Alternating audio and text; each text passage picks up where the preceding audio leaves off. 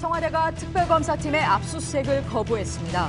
특검팀은 영장기한이 이달 28일까지라며 압수수색 제시도 방침을 내비쳤습니다. 특검은 황교안 대통령 권한대행에게 압수수색 협조를 요청했지만 황대행 측은 거부했습니다. 특검은 압수수색 영장에서 박근혜 대통령을 1번 피의자로 적시하고 뇌물죄 등 지금까지 수사된 혐의를 모두 적용했습니다. 청와대는 현직 대통령을 피의자로 적시하는 건 헌법에 위배된다며 강력 반발했습니다. 특검이 박 대통령 뇌물 혐의와 관련해 삼성 계열사 합병 자료 등을 확보하기 위해 공정거래위원회와 금융위원회를 압수수색했습니다. 특검은 또 삼성이 정유라 씨를 위해 승마용 말을 우회 지원한 정황을 포착해 수사 중입니다. 국정 개입 사건 관련자들의 증거인멸 정황이 속속 드러나는 가운데 박 대통령과 최순실 씨 등 주요 인사들이 조직적으로 차명 휴대전화를 사용한 것으로 드러났습니다. 검찰과 특검 수사에서 드러난 차명 휴대전화만 최소 50대에 달했습니다. 오늘 한미 국방장관이 만나 연내 사드 배치를 강조했습니다. 최근 황교안 대통령 권한대행은 물론 권한 정지된 박 대통령까지 나서 사드 배치를 언급하고 있는데 조기 대선을 염두에 두고 그 전에 사드 배치를 마무리하려는 게 아니냐는 분석이 나옵니다. 수소, 우주의 75%. 그 무한한 수소로 자동차를 달리게 하다. 현대자동차. 시청자 여러분, JTBC 뉴스룸입니다. 제1번 피의자 박근혜, 박영수 특별검사팀은 오늘 청와대에 제시한 압수수색 영장의 첫머리에 이렇게 적시했습니다. 혐의는 뇌물죄 등인데 법원도 이런 특검의 판단을 인정해서 영장을 발부했습니다. 하지만 오늘 청와대는 이처럼 법원이 허용한 특검의 압수수색을 거부했을 뿐만이 아니라 특검을 공식적으로 강하게 비난했습니다. 대통령이 검찰에 이어서 특검 그리고 법원과도 맞서고 있습니다. 오늘 하루 종일 이어진 특검과 박 대통령의 대치 상황, 먼저 최수연 기자가 정리했습니다. 오전 9시 50분, 특검 차량들이 청와대 연풍문에 도착했습니다. 박충근 양재식 특검보와 검찰 수사관 등 약 20명이 압수수색에 나섰습니다. 오전 10시, 청와대 측에서는 민정수석실과 경호실 직원이 대응했습니다. 특검은 민원인 안내시설인 연풍문 2층에서 청와대 측에 법원이 발부한 청와대 압수수색 영장을 제시했습니다. 하지만 경내 압수수색은 거부됐습니다.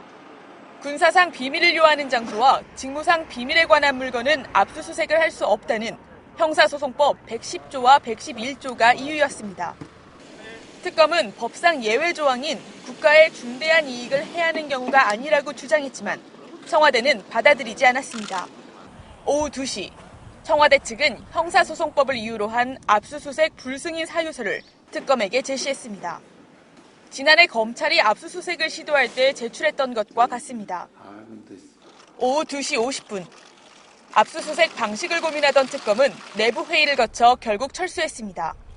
대치 5시간 만입니다. 특검과 청와대가 대치하는 동안 청와대는 연풍문 쪽에 기자들의 출입도 막는 등 긴장된 분위기였습니다. JTBC 최수연입니다. 특검은 말씀드린 것처럼 박근혜 대통령을 제1번 피의자 이렇게 적시했습니다. 그리고는 특검이 지금까지 수사한 모든 범죄의 혐의를 영장에 박근혜 대통령에게 적용을 했는데 그 영장이 발부됐다는 건 법원도 이를 인정했다는 의미입니다. 정원석 기자입니다. 특검이 청와대에 제시한 압수수색 영장엔 박 대통령에 대한 뇌물죄를 비롯해 국가기밀 문건 유출과 비선 진료, 블랙리스트, 세월호 7시간 행적 등 지금까지 제기된 범죄 혐의를 전부 적용했습니다. 특히 영장 첫머리에 박 대통령을 제1번 피의자로 적시했습니다. 단순히 최순실 씨와의 공모관계를 넘어 특검이 박 대통령을 주범으로 보고 있다는 의미입니다. 나아가 영장에 피의자로 명시했다는 건 향후 기소까지 염두에 뒀다는 분석이 나옵니다. 지금까지 이뤄진 특검 수사 내용에 그만큼 자신감이 있다는 뜻으로도 풀이됩니다. 앞서 지난해 말 검찰 특별수사본부가 최순실 씨와 안종범 전 수석 등을 기소할 당시엔 박 대통령도 공모관계에 있다고 표현했지만 기소까지 이르진 못했습니다. 특검은 다음 주 박 대통령을 대면 조사한 뒤 뇌물수수 피의자로서 신문 조사를 받을 방침입니다. 이후 뇌물죄와 관련해 박 대통령뿐 아니라 뇌물을 제공한 혐의를 받는 이재용 삼성 부회장에 대해서도 구속영장을 다시 청구하는 방안을 검토 중입니다. JTBC 정원석입니다. 이처럼 수사에 꼭 필요하다. 그래서 특검이 청구를 했고 법원이 적법하다고 봐서 발부한 압수수색 영장에 대해서 청와대는 헌법 정신에 위배된다 이런 주장을 내놨습니다. 결국 특검과 법원이 확인한 피의자 대통령과 특검이 정면으로 맞부닥치고 있는 겁니다. 안지현 기자입니다. 특검이 빈손으로 돌아가고 난 뒤 정영국 청와대 대변인은 출입기자들에게 특검을 비난하는 문자를 보냈습니다. 먼저 압수수색 대상 장소를 문제 삼았습니다. 압수수색 대상 장소가 너무 많다며 제한적 수색과는 거리가 멀다는 주장입니다. 또 아직 탄핵 심판이 내려지지 않은 상태에서 대통령을 피의자로 적시한 것도 항의했습니다. 현직 대통령이어서 소추 대상이 아닌데도 피의자로 적시한 건 헌법의 정면으로 위배된다고 말했습니다. 그러나 앞서 검찰과 특검은 모두 대통령이 피의자라는 사실을 공식 확인한 바 있습니다. 영장 내용의 적법성은 수사기관뿐 아니라 법원 역시 인정한 부분입니다. 앞서 박 대통령은 특검 조사에 임하겠다고 분명히 밝혀왔습니다. 특검 이제 연락이 오면은 그거는 이제 성실히 임할 생각으로 있습니다. 검찰 조사에도 성실히 임하겠다고 약속했지만 저 역시 검찰의 조사에 성실하게 임할 각오이며 특별 검사에 의한 수사까지도 수용하겠습니다. 두 차례 모두 입장을 바꾸면서 대통령이 수사 상황에 따라 말바꾸기라고 있다는 비난을 피하기 어려울 것으로 보입니다. JTBC 안지현입니다. 청와대가 이처럼 압수수색을 거부하면서 특검은 오늘 오후 황교안 권한대행에게 공문을 보냈습니다. 압수수색을 승인해달라는 거였는데 황 대행은 청와대 경내 압수수색 거부는 정당하다 이런 입장을 밝혔습니다. 청와대와 똑같은 입장인 것이죠. 신혜원 기자입니다. 청와대는 특검의 경내 진입을 허용하지 않으면서 비서실장과 경호실장 명의로 불승인 사유서를 제출했습니다. 그러자 특검은 황교안 대통령 권한대행이 비서실장과 경호실장의 상급기관이라며 압수수색을 승인하라고 요청했습니다. 대통령 권한대행에 대해서 불승인 사유의 부적절함을 제시하면서 그에 대한 협조 요청을 정식으로 공문으로 법조계와 정치권에선 애초부터 압수수색 승인 결정권을 황 대행이 쥐고 있다는 분석이 나왔습니다. 하지만 황 대행 측은 관련 법령에 따라 청와대가 경내 압수수색에 응하지 못한 것으로 알고 있다는 입장을 밝혔습니다. 관리 규정상 각 비서실은 비서실장이, 경호실은 경호실장이 관리 주체라는 주장입니다. 그러나 이번 사안은 청와대 관리 규정이 아닌 형사소송법을 바탕으로 해야 한다는 지적이 나옵니다. 압수수색 영장이 발부되고 그것을 집행하는 것은 형사소송법에 기초한 압수수색입니다. 따라서 거기에 맞는 승낙의 주체는 대통령이고 대통령 권한대행인 황교안 총리가 앞서 오전에 열린 국회 본회의에서도 황 대행을 향해 특검 압수수색을 허용하라는 야당 법사위원들의 요구가 잇따랐지만 황 대행은 즉답을 피했습니다. JTBC 신혜원입니다. 지금 보신 것처럼 청와대와 특검 정면 충돌하는 상황입니다. 그런 상황에서 황교안 권한대행은 청와대 쪽 손을 들어준 상황인데 청와대와 특검 지금 상황 어떤지 차례로 연결을 해보겠습니다. 청와대를 먼저 가보겠습니다. 윤서령 기자, 압수수색 거부까지는 어느 정도 예상이 됐죠. 근데 이렇게 공개적으로 청와대가 특검을 비난하기까지 할 것이다. 이건 상당히 이례적입니다. 청와대의 이런 강경 기류 어떻게 봐야 될까요? 네, 청와대는 일단 특검이 이 압수수색 영장에 박근혜 대통령을 1호 피의자로 적시한 데 대해 내부에서 반감이 컸다고 전해왔습니다. 이 부분이 청와대가 강경 기류를 형성하는 데에 적잖은 영향을 미친 것으로 보여지고요. 또 추가적으로 예상되는 특검의 압수수색 시도 그리고 특검 대면 조사까지 염두에 두면서 밀리면 안 된다는 전략이 반영된 것으로 풀이됩니다. 예, 청와대의 이런 강경 기류는 상당히 의도적이라고 봐야 되겠는데 청와대 내부에서도 누군가 이제 주도하는 쪽이 있지 않겠습니까? 어느 쪽입니까? 네, 오늘 청와대가 제출한 불승인 사유서는 비서실장과 경호실장의 명의로 작성됐습니다. 또 오늘 특검을 상대한 것은 민정수석실입니다.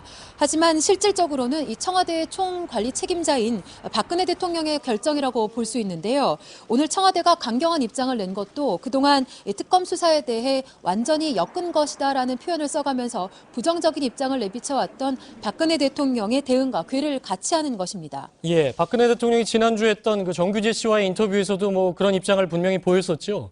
그러니까 대통령의 의중이 반영됐다 이렇게 봐야 되겠는데, 그런데 오늘 청와대가 이런 강경한 입장을 내기 직전에 황교안 대행도 입장을 내지 않았습니까? 그러니까 청와대의 압수수색 거부가 적법하다 이런 건데, 자, 이러면서 청와대와 황 대행 측이 이 문제를 두고 조율하고 있는 게 아니냐 이런 느낌도 지울 수가 없지 않습니까? 네, 청와대 대변인 명의의 입장이 나오기 30분 전쯤에 이 황교안 권한대행 측에서도 특검의 압수수색과 관련해 압수수색 불가는 관련 법령에 따른 것이다라고 밝혀왔습니다. 이는 청와대 시설 책임자는 비서실장이고 박근혜 대통령이 결정할 문제가 아니다라는 청와대 입장과도 일치합니다. 황 권한대행은 이 청와대 압수수색 문제에 대해 입장을 밝히고 있지 않다가 특검이 허가를 요청하겠다고 밝히자 이렇게 입장을 밝힌 건데요. 박근혜 대통령과 황건한 대행이 특검 수사 문제를 놓고 조율하고 있는 것 아니냐라는 의혹이 제기가 되고 있습니다. 이에 대해 청와대는 물론 그런 일은 없다라는 입장입니다. 예, 그러니까 청와대 쪽이나 황교안 권한 대행 쪽 모두 조율하고 있다는 건 이제 부인은 하고 있는 상황인데 계속해서 이런 모습이 연출이 되고 있기 때문에 그런 의혹이 제기가 되고 있는 거고요. 청와대에서 윤서랑 기자였습니다. 자, 이번에는 특검 사무실을 연결해 보겠습니다. 박민규 기자. 지금 윤서랑 기자 얘기를 들어보면 청와대는 뭐 특검이 몇 번을 더 가든 압수수색에 응할 뜻은 없어 보입니다. 거기다 이제 특검을 강하게 비난까지 했는데 지금 특검 분위기는 어떻습니까? 네, 특검은 이 청와대가 내건 이유를 납득할 수 없다고 밝혔습니다. 청와대는 지난해 이 검찰 압수수색을 거부할 때 제출했던 이른바 불승인 사유서와 완전히 똑같은 논리를 댔다는 게 특검 입장입니다. 그러니까 이 군사 보안 시설이고 내부에 공무상 비밀 자료가 있다는 점을 내세운 건데요. 20여 명의 수사팀을 이끌고 오늘 압수수색에 나섰던 박충근 특검보는 현장에서 철수한 뒤 청와대가 이렇게 나올지는 예상하지 못했다 이렇게 밝혔습니다. 예. 청와대는 계속 응하지 않겠다는 건데 특검은 그래도 그럼 압수수색을 다시 나가겠다는 겁니까?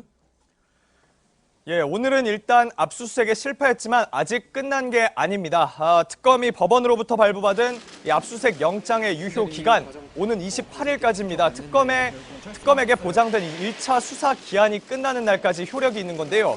보통 압수수색 영장의 유효 기간이 통상 일주일이라는 점을 고려하면 상당히 이례적인, 그러니까 말하자면 강력한 영장이라고 볼 수 있겠습니다.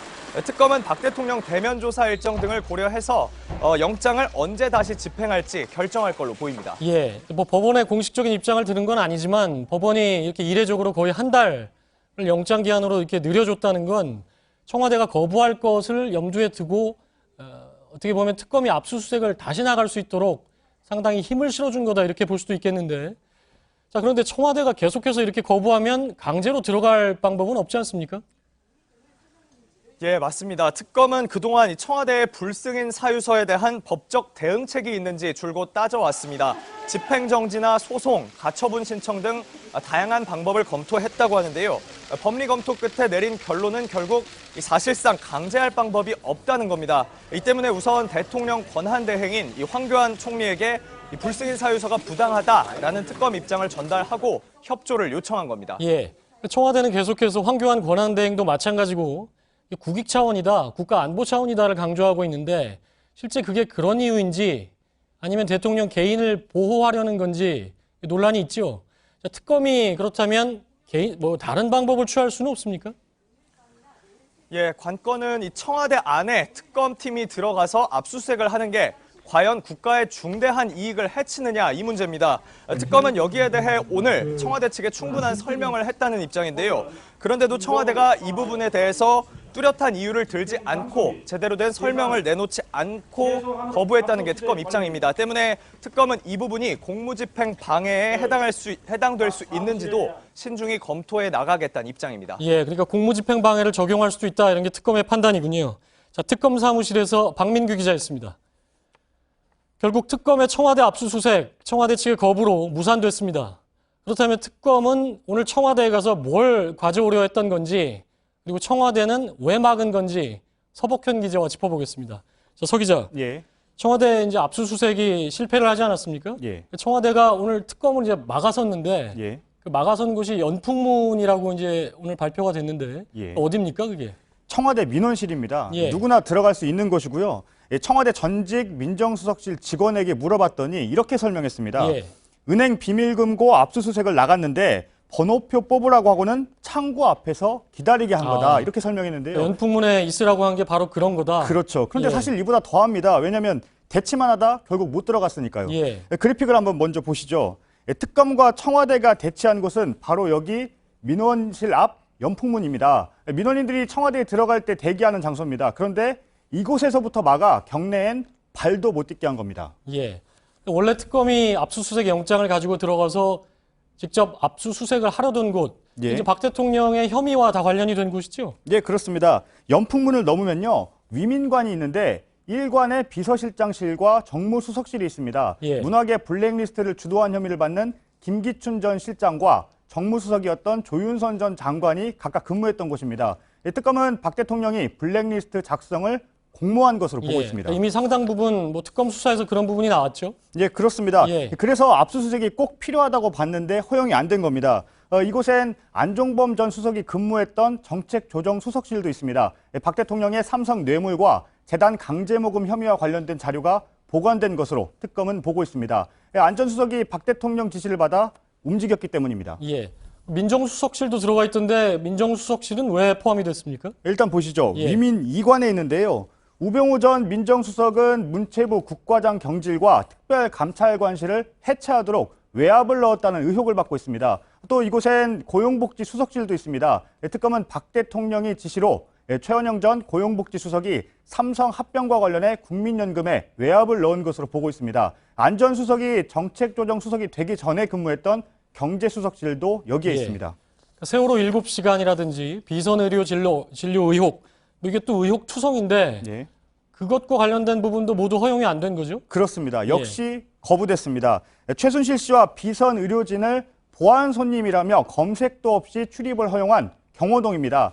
특검은 연풍문 문턱도 못 넘었는데 최 씨 등은 경호실 협조로 정문을 통해 관저로 갔습니다. 박 대통령 진료를 전담하는 관저 앞 의무동도 세월호 7시간 그리고 비선 진료 관련 자료가 있을 것으로 특검은 보고 있습니다. 예. 다만 직무정지 상태인 박 대통령이 머물고 있는 관저는 대상에서 제외됐습니다. 예. 뭐 기치료 아줌마라든지 예. 뭐 일반 의료진 예. 그 사람들도 뭐 마음대로 드나들던 곳인데 그렇죠. 영장을 들고 간 특검은 결국 막아선 이상한 지금 형국인데 예. 그러니까 진짜 대통령 집무실이 있는 곳이죠. 본관은 어디가 압수수색 대상에 포함이 됐습니까? 예, 대통령 집무실 옆에 있는 부속 비서관실이 포함이 됐습니다. 예, 정호성 전 비서관이 근무했던 곳입니다. 정 전 비서관은 박 대통령 지시로 최순실 씨에게 각종 기밀을 넘겼다고 진술을 했습니다. 이곳엔 세월호 당일 박 대통령 행적과 관련된 자료도 있습니다. 예. 그러니까 살펴본 압수수색 대상 장소만 뭐 한 10여 곳, 예. 10곳 가까이 되는데 예. 이게 모두 그러니까 박 대통령의 혐의, 의혹, 이런 게 직간접적으로 다 관련이 된 곳이고 법원도 그렇게 봤던 거죠? 그렇죠. 압수수색 대상이 이렇게 많다는 건 그만큼 박 대통령과 관련된 혐의가 많다는 걸 뜻합니다. 예. 특검은 실체 규명을 위해 압수수색, 말 그대로 강제 수색을 통한 증거 압수가 꼭 필요하다는 입장입니다. 예. 근데 뭐 청와대는 계속해서 뭐 응할 뜻이 전혀 없어 보이고요. 지금까지는 그렇죠. 예. 서복현 기자였습니다. 자, 청와대는 압수수색을 계속해서 응할 뜻이 없어 보입니다. 서복현 기자하고도 짚어봤는데요. 자, 이렇게 청와대가 계속해서 압수수색을 거부하면 수사는 어떻게 되는 건지 이서준 기자와 전망을 해보겠습니다.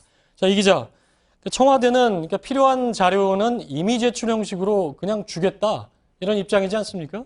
근데 실제 수색에 들어가서 압수하는 거 그리고 청와대가 우리가 알아서 골라주겠다 해서 주는 거 여기 차이가 큽니까?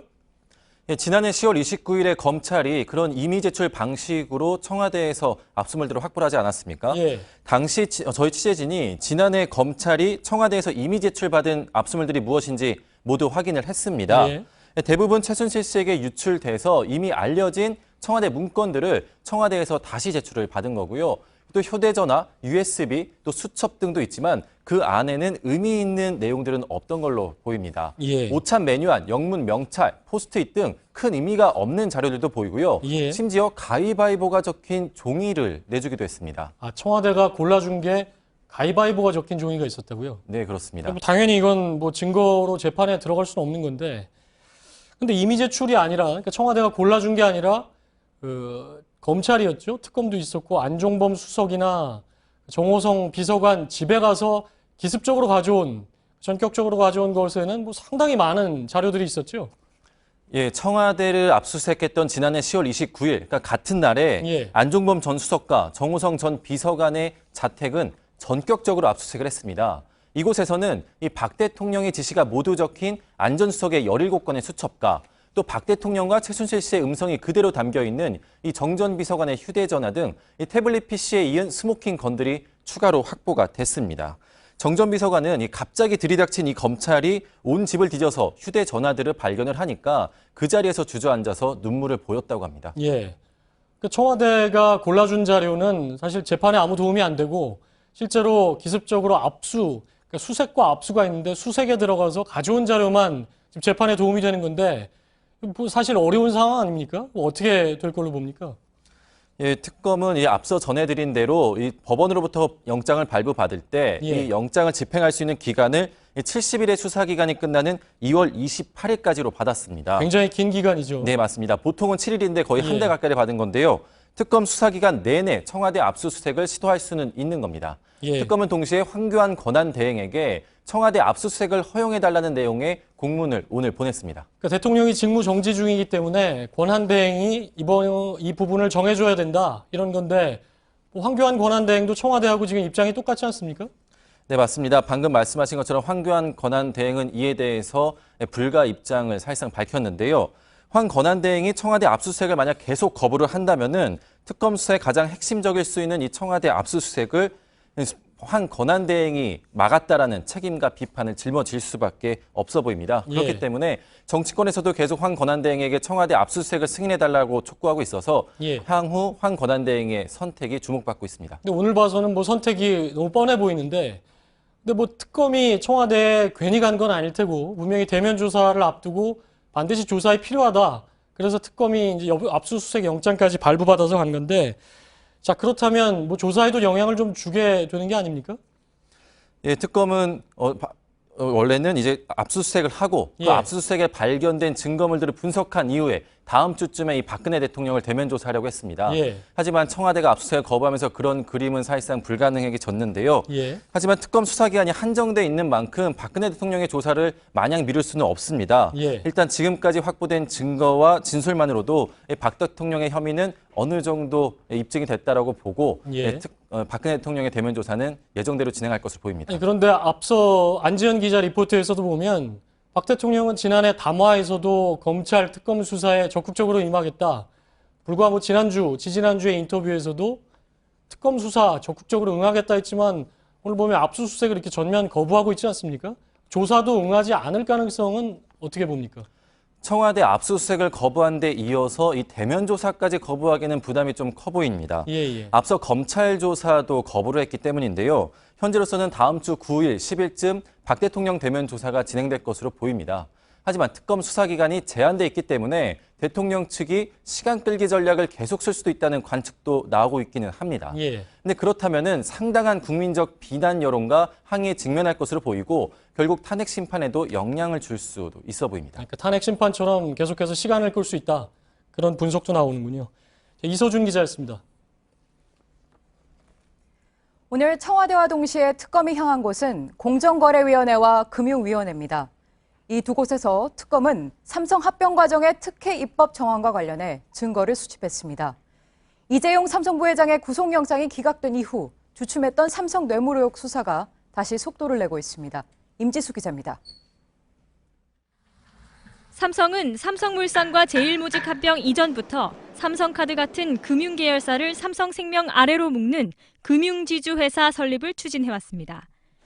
이재용 삼성 부회장의 경영권 승계를 마무리하기 위해 필요한 절차였습니다. 하지만 현행법상 삼성그룹의 지배구조가 그렇게 재편되려면 금융계열사를 따로 떼어내야 하는데 지난해 공정위는 이 문제를 해결할 수 있는 공정거래법 개정안을 추진했습니다. 특검은 이런 과정이 박 대통령 지시로 이뤄진 것으로 의심하고 있습니다. 삼성 뇌물 혐의와 관련이 있다는 겁니다. 금융위 압수수색에서도 특검은 삼성물산 합병이나 삼성바이오로직스 상장에 특혜를 준 과정에 청와대 측이 영향력을 행사한 정황이 있었는지를 살폈습니다. 특검은 또 미얀마 K타운 사업을 이용해 최순실 씨가 이권에 개입한 의혹과 관련해 최 씨의 외환 거래 내용을 확보해 분석하고 있습니다. JTBC 임지수입니다. 술집 종업원을 폭행해 구속된 한화 김승현 회장의 삼남 김동선 씨가 최근 참고인으로 특검에 소환됐습니다. 승마 선수 출신인 김 씨는 정유라 씨와 함께 아시안게임에 출전하기도 했습니다. 특검은 김 씨에게 정 씨가 지난해 10월부터 타기 시작한 명마 구입 경위를 캐물었습니다. 최규진 기자의 단독 보도입니다. 특검은 구속된 김동선 씨를 상대로 승마계에서 정유라 씨가 최순실 씨 딸로 얼마나 알려져 있는지를 묻고 수십억 원대 명마를 구입하는 방식도 조사했습니다. 특히 정 씨가 지난해 10월부터 타기 시작한 명마 블라디미르에 대해 여러 질문을 한 것으로 파악됐습니다. 정 씨가 지난해 10월부터 스웨덴 명마 블라디미르를 타게 됐다는 현지 언론의 보도도 나왔습니다. 한 달 전인 지난해 9월 박상진 삼성전자 사장이 독일에서 최 씨와 만나 작성한 메모에는 정유라에게 비덱 스포츠가 아닌 새로운 방식으로 새마를 사줘야 한다는 내용이 적혀 있었습니다. 블라디미르 역시 삼성 자금으로 사들였다면 최순실 씨 국정 개입 사건이 불거진 뒤에도 삼성이 최순실 씨를 지원한 셈이 됩니다. 삼성 측은 삼성과 정유라의 블라디미르 구입은 전혀 관계가 없다고 말했지만 삼성이 스웨덴 선수를 소유주로 내세워 정유라에게 우회 지원을 한 것이 아니냐는 의혹이 제기됩니다. JTBC 최규진입니다. 독일의 말 중개업자가 최순실 씨의 소개로 청와대에서 대통령을 독대했다고 증언했습니다. 보안시설이라 특검에게도 열 수 없다는 청와대의 문은 이렇게 독일 말 중개업자에겐 너무나 쉽게 열렸습니다. 김혜미 기자입니다. 최순실 씨와 10년 동안 알고 지낸 독일의 말 중개업자 아놀드 빈터 씨. 그는 뉴스타파 취재진과 만나 박 대통령 취임 첫 해인 2013년 10월 저녁 청와대에서 박근혜 대통령을 만났다고 말했습니다. 최순실 씨와 함께였습니다. Einen Abend die Präsidentin besucht. Wir mussten dann im Sicherheitsauto und das und das und das. 대화는 20여 분간 이어졌고 분위기는 좋았습니다. Dann kam die Präsidentin, sagt Hallo, hallo, haben Sie auch Rennpferde? Das war alles. Ich habe ein bisschen was erzählt zu ihr, wer ich bin. Und dann so. 당시 자리에는 경호실 직원이나 수행원도 없었습니다. 심지어 빈터 씨가 청와대에 들어갈 때 이들의 신분을 확인하는 사람도 없었습니다. Nur wie wir in das Auto gestiegen sind, einmal abgetastet. Ja, aber keine Ausweis. Ausweiskontrolle hatten sie. 청와대는 이에 대해 오래된 일이라 확인이 어렵다고 밝혔습니다. JTBC 김혜미입니다. 청와대가 또 압수수색을 거부하면서 조직적 증거인멸이 우려된다는 지적이 나오는데요. 특검의 뇌물죄 수사에선 박근혜 대통령과 최순실 씨가 모두 차명폰을 사용한 것으로 드러났죠. 그런데 JTBC 취재 결과 최순실 국정 개입 사건에 관련된 상당수 인사들이 차명폰을 쓴 것으로 파악됐습니다. 취재진이 이번에 드러난 차명폰 숫자를 확인해봤더니 최소 50대에 달했습니다. 전다빈 기자입니다. 지난해 10월 29일 청와대는 검찰의 압수수색을 거부하고 일부 자료만 골라서 제출했습니다. 당시 검찰이 확보한 압수물 목록을 보면 제출된 휴대전화는 모두 20여 대. 이 가운데 청와대 공용 업무폰은 4대에 불과했고 5대는 최순실 씨의 헬스 트레이너 출신 박재범 행정관의 명의였고 8대가량은 명의를 알 수 없었습니다. 같은 날 정호성 전 비서관의 집에선 모두 8대의 휴대전화가 압수됐는데 박 대통령과 최 씨 그리고 정 전 비서관 등의 육성이 담긴 주요 증거가 쏟아져 나왔습니다. 이번 검찰의 최순실 국정 개입 수사 결과 드러난 차명폰은 최소 50여 대입니다. 이 중 최순실 씨가 사용한 것으로 보이는 차명폰은 특검 조사 결과 23대로 파악됐습니다. 최 씨의 개인 비서 안모 씨는 검찰 조사에서 최순실 씨가 매번 다른 번호로 전화를 해서 최 씨에게 먼저 전화를 걸 수는 없었다고 진술하기도 했습니다. 지난달 19일 헌법재판소에 출석한 정호성 전 비서관은 박 대통령도 차명폰을 사용했다고 증언했습니다. 최 씨와 박 대통령 모두 차명폰 사용 의혹을 강하게 부인하고 있지만 증거인멸을 염두에 둔 차명폰 사용 의혹은 갈수록 커지고 있습니다. JTBC 전다빈입니다. 박 대통령을 비롯해 최순실 씨와 연결된 대부분의 청와대 관계자들은 차명 휴대전화를 썼습니다. 청와대 총무비서관실 직원이 이 차명폰을 대량 개통해 조직적으로 나눠 쓴 사실도 수사에서 드러났습니다. 백종우 기자입니다. 국정개입 사건 관련자들은 차명폰을 주로 인사 문제에 개입하거나 국정자료를 유출할 때 썼습니다. 또 청와대에 몰래 드나드는 등 불법적인 일로 연락할 때 차명폰을 이용했습니다. 기록을 남기지 않으려고 한 겁니다. 그런데 이런 차명폰 상당수가 개인이 개통한 것이 아니라 청와대에서 조직적으로 만들어 배포한 것으로 확인됐습니다. 이영선 행정관의 휴대전화에 대한 검찰 조사 때 청와대 총무비서관실 직원 윤모 씨가 차명폰을 여러 대 개통해서 청와대 직원들에게 배포했다는 증거가 나온 것입니다. 특검도 포레카 대표 김영수 씨와 안종범 전 수석, 이영선 행정관 등 세 사람이 쓴 차명폰의 뒷번호가 같다는 사실을 파악했습니다. 명의자가 같은 여러 대의 차명폰을 청와대 관계자와 민간기업 대표가 나눠서 쓴 것으로 차명폰의 개통과 사용이 조직적으로 이뤄졌다고 볼 수 있습니다. JTBC 백종훈입니다. 최순실 씨 등이 사용한 휴대전화의 명의자를 파악해봤는데요. 행방불명자, 어린이, 외국인의 명의로 만든 대포폰도 있었습니다. 범죄 조직을 방북해 하는데 도대체 무엇을 숨기고 싶었던 걸까요? 이어서 강버드 기자입니다. 한 남성이 휴대전화 수십 대를 상자에서 쏟아냅니다. 영화 속 범죄 집단이 사용하던 이른바 대포폰입니다. 신원불상자나 행방불명자, 노숙자 등의 명의를 이용한 것으로 영화에선 범죄에 사용되는 단골 아이템입니다. 이런 대포폰을 최순실 씨도 여러 대 이용해왔던 것으로 특검과 검찰이 확인했습니다.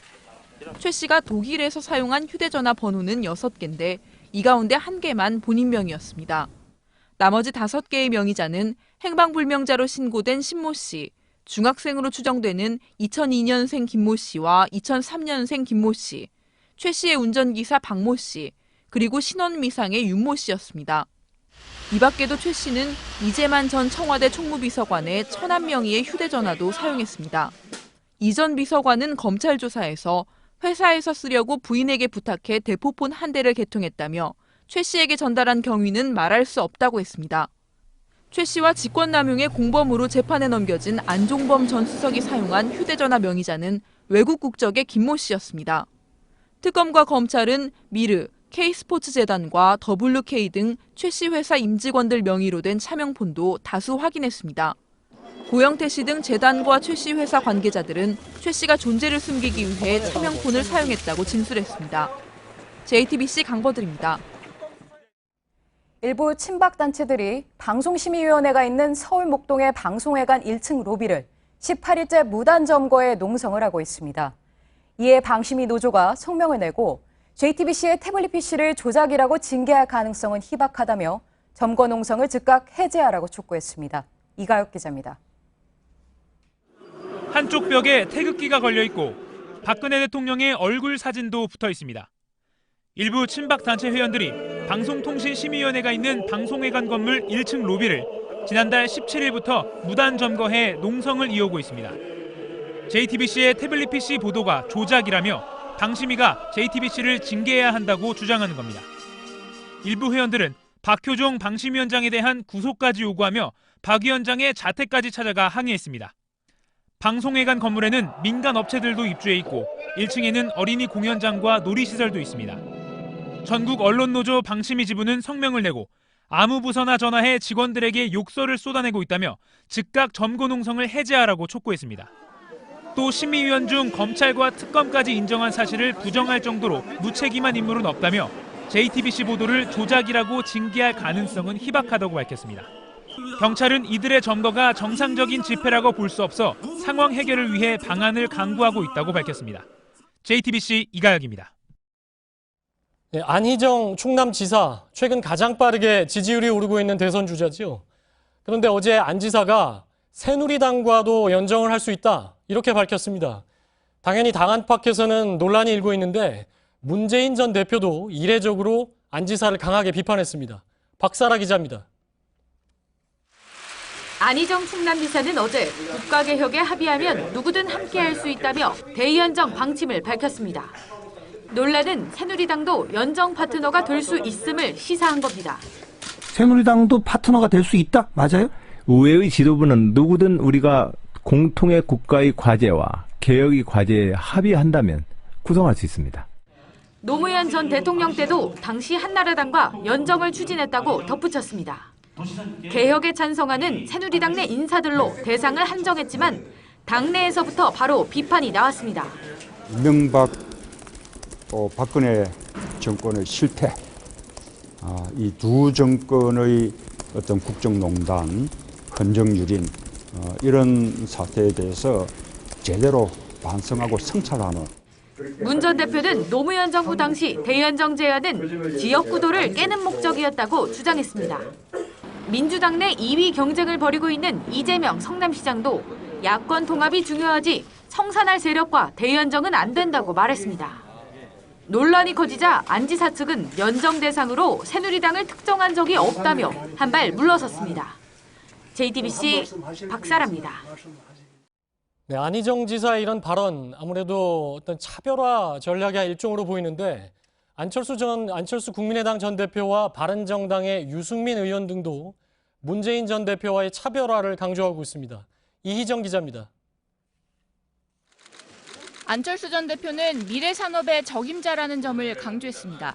4차 산업혁명 이야기, 융합혁명 이야기 나오기 전에 이미 관심을 가지고 서울대학에서 융합과학기술대학원 원장을 했습니다.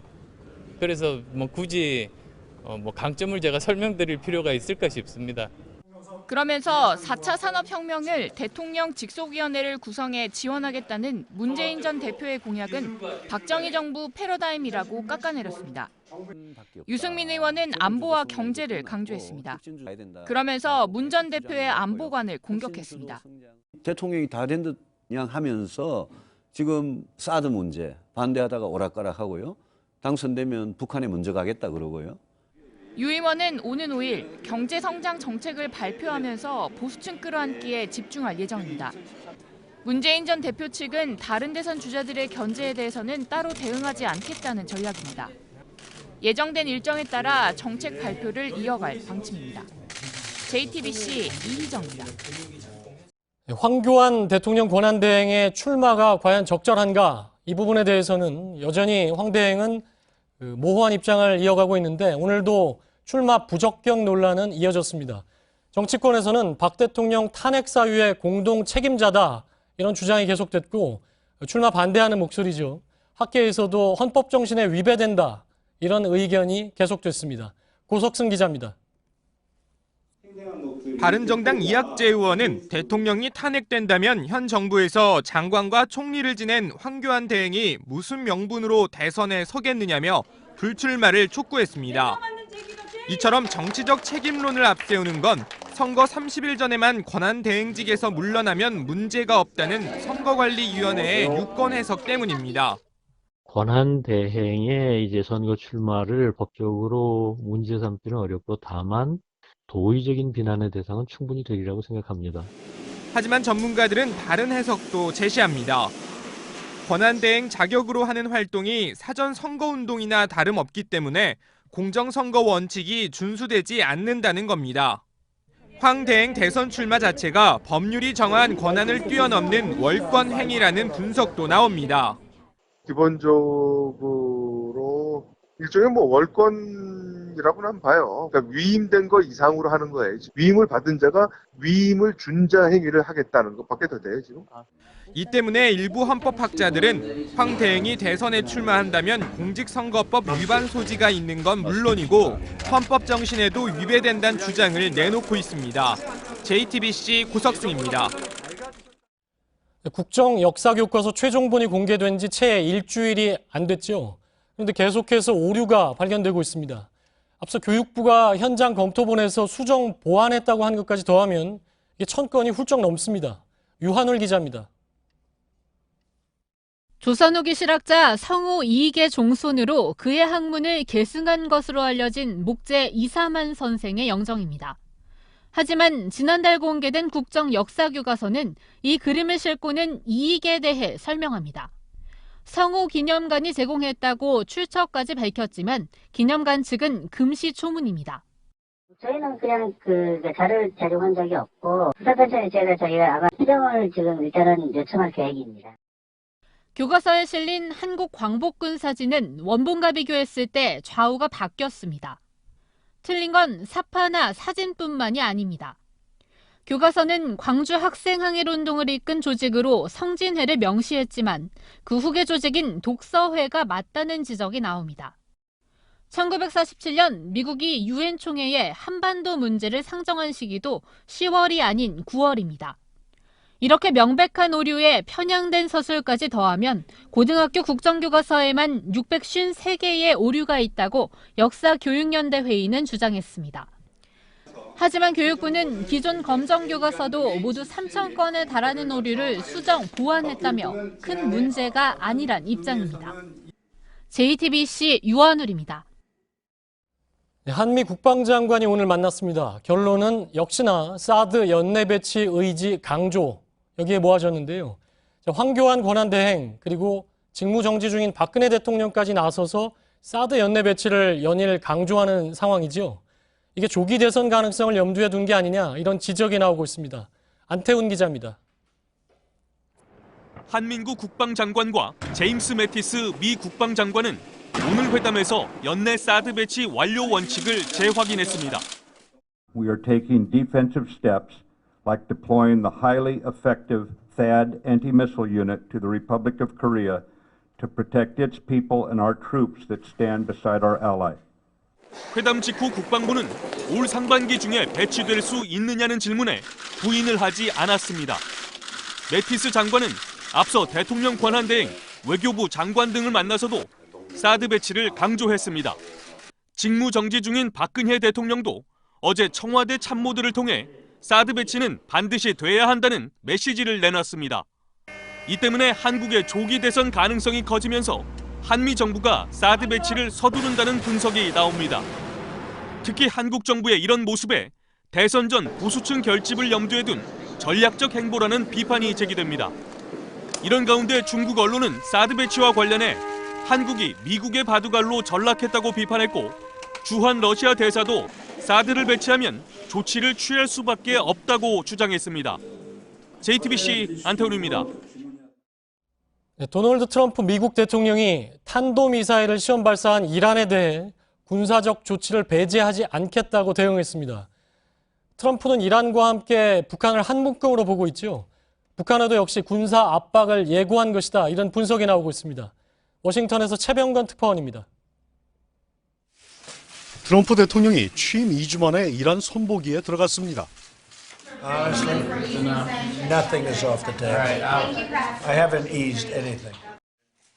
군사적 응징을 포함한 모든 경우의 수를 준비한다는 얘기입니다. 트럼프 대통령은 오바마 정부의 이란 핵 합의가 이란의 핵 개발을 완전히 차단하지 못했다며 비판해 왔습니다.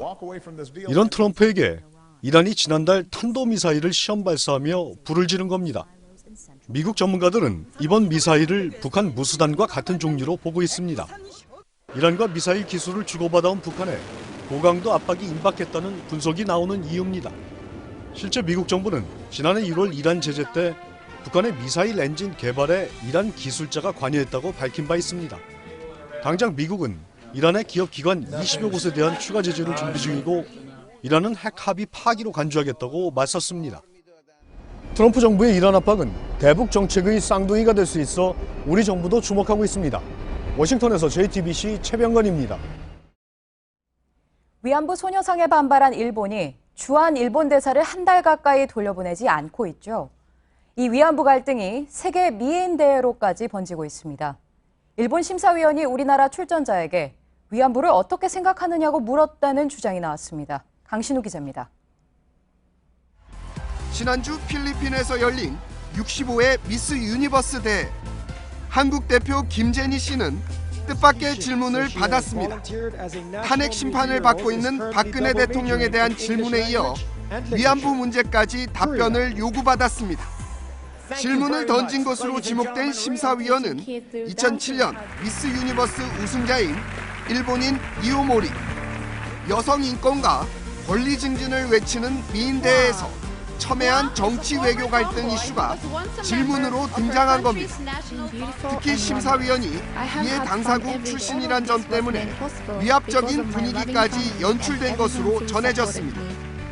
대회 관계자는 당황한 김제니 씨가 위안부 문제가 잘 해결되기 바란다고 밖에 답변할 수 없었다고 당시 상황을 전했습니다. 이에 대해 니오모리 측은 직접적으로 위안부를 거론하진 않았다면서도 순발력을 테스트했다는 입장입니다. どんな人種の方からどんな質問が来るかわからないじゃないですか。そういった中でどれだけスマートに回答することができるかっていうところが審査のポイント。 김 씨는 86명에서 13명을 뽑는 준결선 진출에 실패했습니다. JTBC 강신우입니다. 이런 가운데 일본 정부가 소녀상 대신 위안부상으로 부르겠다고 공식적으로 밝혔습니다. 스가 요시히데 관방장관은 일본 정부가 문제 삼고 있는 건 위안부상이며 실제 위안부상이기 때문에 그렇게 부르는 게 알기 쉽다고 주장했습니다. 일본 여당 의원들은 소녀상으로 부를 경우 실제 소녀가 위안부로 끌려간 것으로 여겨질 수 있다며 명칭 변경을 요구해왔습니다. 좀 진정된 듯 했는데 이번엔 서울이 뚫렸습니다. 이번 겨울 전국을 휩쓴 AI 얘긴데요. 한강 성동지대 도선장 근처에서 발견된 야생조류 사체에서 AI 바이러스가 검출됐습니다. 서울시는 긴급 방역에 나섰습니다. 이태윤 기자입니다. 서울 성동구의 한강 도선장 곳곳에 출입을 막는 띠가 둘러쳐져 있습니다. 지난 1월 30일 이곳에서 발견된 뿔 논병아리 폐사체에서 H5N6형 AI 바이러스가 검출됐기 때문입니다. 서울 시내에서 AI가 발생한 것은 지난 2015년 2월 이후 2년 만입니다. 사체가 발견된 곳이 콘크리트 바닥이어서 조류가 머무는 곳은 아니지만 서울시는 발견 지점과 인근 자전거 도로의 출입을 차단했습니다. 현재 국립환경과학원에서 고병원성 여부를 정밀 검사 중인데 결과는 내일 오전쯤 나올 예정입니다. 서울시는 고병원성으로 확진될 경우 성동구와 광진구 등 발생 지점 반경 10km 안에 있는 19개 자치구를 정밀 예찰할 예정입니다. 서울시는 한강과 지천 8곳에서 야생조류 분변을 거둬 검사했지만 바이러스가 추가 검출되지는 않았습니다. 현재 서울시 안에서는 천여 마리의 닭과 오리를 사육하고 있고 광진구의 어린이 대공원 동물원에서도 200여 마리의 조류를 기르고 있지만 동물원은 AI 발생 이후 문을 닫은 상태입니다. JTBC 이태윤입니다. 장기 이식과 달리 팔과 다리 같은 외부 신체 조직을 이식한 사례는 국내에선 아직 없었습니다. 그만큼 난해한 수술이기 때문이죠. 어젯밤 대구의 한 병원에서 뇌사자의 팔을 다른 환자에게 이식하는 수술이 처음으로 성공했습니다. 윤두열 기자입니다. 2년 전 공장에서 팔을 다친 30대 손모 씨에게 다른 사람의 팔을 이식하는 수술이 진행 중입니다. 뇌사 판정을 받은 40대 남성의 왼팔을 기증받아 팔목 위쪽부터 손까지를 이식했습니다. 장기처럼 하나의 조직이 아니라 근육과 뼈, 힘줄, 신경, 피부를 하나하나 연결하는데 10시간이 소요된 대수술이었습니다. 대구 W병원과 영남대병원 의료팀은 팔 이식에 도전하기 위해 수술위원회를 만들어 준비해오다 어제 오후 기증자가 나와 수술 일정이 잡힌 겁니다. 여러 개의 조직이 한꺼번에 들어간 조직을 이식하는 게 2000년도야 됐어야 이제 가능해졌다 이 뜻입니다. 손 씨는 현재 이식받은 왼팔의 손가락까지 제대로 움직이고 있는 것으로 전해졌습니다. 첫 수술은 성공했지만 과제는 여전히 남아 있습니다. 법적으로 팔이 이식 대상 장기에 포함되지 않는 데다 기증자를 찾기도 쉽지 않기 때문입니다. 얼굴이라든지 발 같은 데는 이제 신체가 손상이 된 채로 고인을 모신다 하는 게 좀 그렇잖아요. 그래서 이제 뭐 그런 걸 좀 꺼려하는 게 오히려 제일 크다고 봐야 되겠죠. 반면 현재 팔 이식을 희망하는 환자는 200명이 넘어 관련 제도 정비가 시급해 보입니다. JTBC 윤두열입니다. 도널드 트럼프 미국 대통령이 트위터에 남긴 땡큐 삼성. 이 말이 오늘 화제였습니다. 말로는 고맙다고 했지만 사실상 미국에 삼성 공장을 지으라는 압박이라는 분석이 나옵니다. 이런 투자 압박에다 관세 폭탄, 환율 하락까지 트럼프 3중고가 한국 경제와 기업들을 괴롭히고 있습니다. 구일영 기자입니다. 트럼프 대통령의 트위터입니다. 삼성이 고맙다고 썼습니다. 삼성이 미국에 가전제품 공장을 지을지 모른다는 기사도 함께 올렸습니다. 아직 검토 단계인데도 마치 공장 건설이 확정된 것처럼 고맙다면서 쐐기를 박은 셈입니다. Buy American and hire American. 이런 압박에 멕시코에 미국 수출 기지가 있는 LG전자와 현대차도 미국 공장과 대규모 투자 계획을 검토 중입니다. 트럼프 정부는 또 한국 기업들이 지나치게 싸게 팔거나 한국 정부의 보조금을 받았다면서 관세 폭탄을 예고합니다. 한국은 현재 관세 부과 조사를 중국에 이어 두 번째로 많이 받고 있습니다. 달러가 너무 강세라는 트럼프의 한마디에 환율도 출렁였습니다.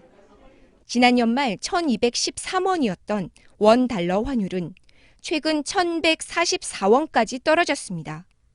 환율이 100원 떨어지면 삼성전자의 3개월치 손해만 해도 8천억 원이나 됩니다. 하지만 정부는 속수무책입니다. 환율 조작국으로 지정될까 봐 시장에 개입할 수가 없기 때문입니다. 기업들은 각기 트럼프 인맥 찾기에 나섰습니다. 한미 FTA 이후 처음으로 현대차는 주한 미국 상공회의소에 회원으로 가입했고 한국무역협회는 미국 로비업체와 계약했습니다. JTBC 구희령입니다. 올림픽이 싫어요. 2024년 하계올림픽 유치에 뛰어든 도시들이 도리어 올림픽 반대 역풍에 시달리고 있습니다. 빚 잔치가 될 게 뻔한 올림픽보다 시민들의 복지나 건강에 돈을 써야 한다는 겁니다. 오광춘 기자입니다. 최근 헝가리 부다페스트엔 놀림피아라는 말이 등장했습니다. 영어의 노와 올림피아를 합친 이 문구를 앞세워 올림픽 반대 운동을 하는 겁니다. 올림픽 유치 신청 여부를 주민투표로 결정하자는 서명운동도 진행 중입니다. 현지 언론이 실시한 여론조사에선 68%가 올림픽에 반대하는 것으로 나타났습니다. 최대 4조 원이 들어가는 비싼 올림픽 대신 교육과 의료 등에 투자하는 게 우선이라는 겁니다. 지구촌 축제로 불렸던 올림픽은 개최 도시에 과도한 빚 부담을 안기는 애물단지란 비판을 받고 있습니다. 독일 함부르크와 이탈리아 로마는 이미 올림픽 유치 계획을 포기했습니다. 부다페스트까지 포기할 경우 2024년 올림픽 유치는 프랑스 파리와 미국 LA의 입하전으로 축소됩니다. 하지만 트럼프 대통령 취임 이후 미국에 대한 여론이 악화되면서 파리가 100년 만에 올림픽을 유치할 공산이 커지고 있습니다. 국제올림픽위원회 IOC는 오는 9월 총회에서 올림픽 개최지를 결정합니다. JTBC 오광춘입니다.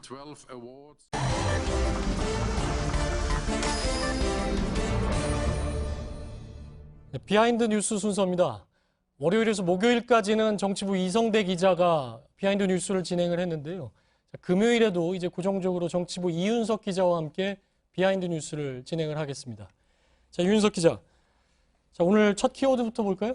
예, 첫 번째 키워드 보시겠습니다. 예. 바로 따라하지 마입니다. 예, 이게 누가 한 얘기입니까? 예, 문재인 전 민주당 대표가 오늘 서울 종로에 있는 세운상가의 팹랩이라는 곳을 방문했습니다. 예. 그곳에서 제4차 산업혁명의 중요성을 강조하는 발언을 했는데요. 예. 그러자 안철수 전 국민의당 대표 측이 발끈하고 나섰습니다. 왜냐하면 그곳은 안 전 대표가 지난해 총선 때 첫 공식 일정으로 방문한 곳이었기 때문입니다. 아, 그러니까 오늘 간 데가 랩팹이라고요? 팹랩입니다. 팹랩이라는 곳을 안철수 대표가 작년 총선 때 갔던 데인데 문재인 대표가 오늘 가면서 따라했다. 그래서 불쾌하다 이런 얘기군요. 예, 그런 얘기가 나왔습니다. 국민의당 김경록 대변인이 논평을 냈는데요. 예. 논평 내용을 보시겠습니다.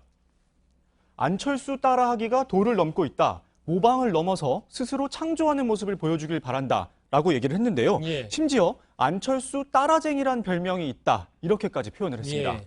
근데 되게 이제 그 대선 주자들 일정을 보면 뭐 한참 전에 잡는 경우도 있긴 한데 이례적으로 이제 일정까지 이제 비판을 했는데 그 문재인 전 대표 쪽은 뭐라고 합니까? 예, 그래서 문재인 전 대표 측 관계자에게 전화를 걸어봤습니다. 그랬더니 굉장히 황당하다는 반응을 보였는데요. 예. 이 전화 통화에서 오히려 그런 시각이야말로 굉장히 편협한 것 아니냐라고 얘기를 했습니다. 그러면서 이런 논리대로라면은 한 대선 주자가 갔던 곳을 다른 대선 주자는 가지 말라는 거냐? 예. 이렇게 표현을 했는데요.